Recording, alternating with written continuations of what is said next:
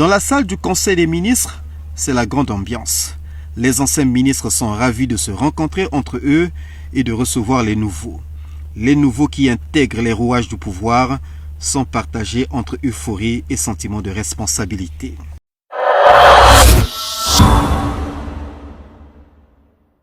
Avant de poursuivre avec la vidéo du jour, abonnez-vous à Action Denis Sassou Nguesso pour suivre de près les grandes réalisations qui façonnent l'avenir de notre cher Congo.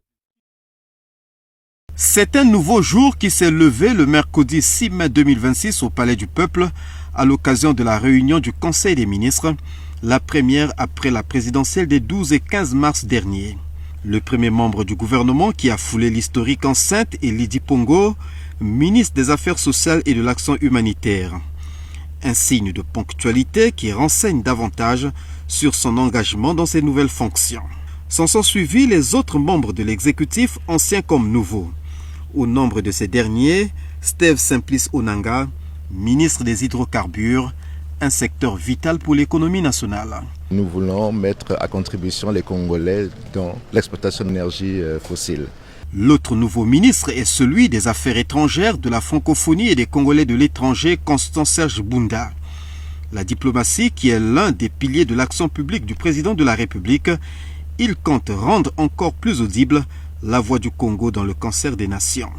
La voix du Congo demeure extrêmement audible en termes de diplomatie, comme le prouve sa récente visite d'État auprès de la Fédération de Russie, où la République du Congo a fait l'objet d'une attention très particulière. La voix de la jeunesse dans le nouvel exécutif a toute sa place. Prince Bertrand Bahambula, ministre délégué auprès du ministre de la Culture, des Arts, de l'Industrie touristique et du Patrimoine national, est l'une d'elles. On ne va pas beaucoup parler, je crois que tout a été dit pendant la campagne. Et le peuple nous a fait confiance, je crois que l'heure est au travail. Dans la salle du Conseil des ministres, c'est la grande ambiance. Les anciens ministres sont ravis de se rencontrer entre eux et de recevoir les nouveaux. Les nouveaux qui intègrent les rouages du pouvoir sont partagés entre euphorie et sentiment de responsabilité. 10 heures, le président de la République Denis Sassou Nguesso arrive au Palais du Peuple.